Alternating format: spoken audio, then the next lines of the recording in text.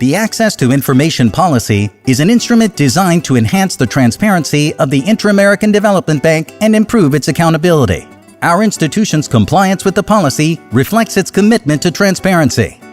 The policy's proper implementation is important, since it enables the bank to demonstrate its transparent use of public funds, as well as deepens its engagement with stakeholders, clients, and civil society, thereby enhancing confidence in the bank and improving the quality of our operations. The main documents we should be familiar with are the policy itself, document GN-1831-28, and its implementation guidelines, document GN-1831-36. The aim of these documents is to help guide staff members in correctly classifying the information that they receive or produce.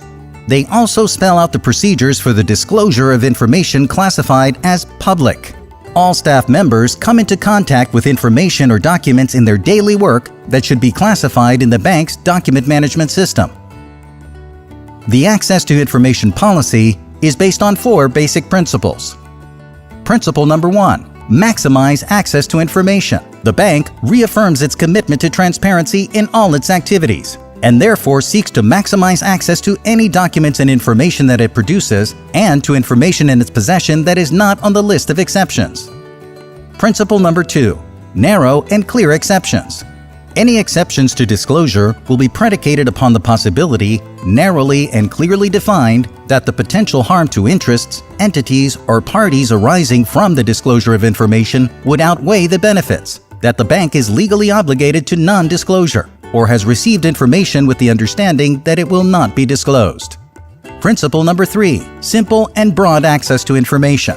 The IDB will employ all practical means to facilitate access to information. And lastly, principle number 4, explanations of decisions and right to review. When denying access to information, the bank will provide an explanation for its decision. Requesters who believe they have been denied access to information in violation of the policy will have the right of review of such decisions by an Interdepartmental Access to Information Committee, chaired by the Office of the Presidency. In the event that the requesters are denied access to information by the committee, they may have further redress through review by an external panel established by the bank for that exclusive purpose. The policy's 10 exceptions to information disclosure are: 1. Personal information. 2. Legal, disciplinary, or investigative matters. 3. Communications involving executive directors. 4. Safety and security. 5. Information provided in confidence, intellectual property, and business financial information. 6. Corporate administrative information. 7. Deliberative information. 8. Certain financial information. 9. Country-specific information. And 10. Information related to non-sovereign guaranteed operations. The policy states that information may be public or confidential. However, it provides that certain confidential information may be classified for disclosure over time. Consequently, the 3 classification categories are: public, information that does not fall under any of the exceptions; confidential, information subject to any of the 10 exceptions; and disclosed over time, deliberative information, and certain financial information that may be disclosed over time.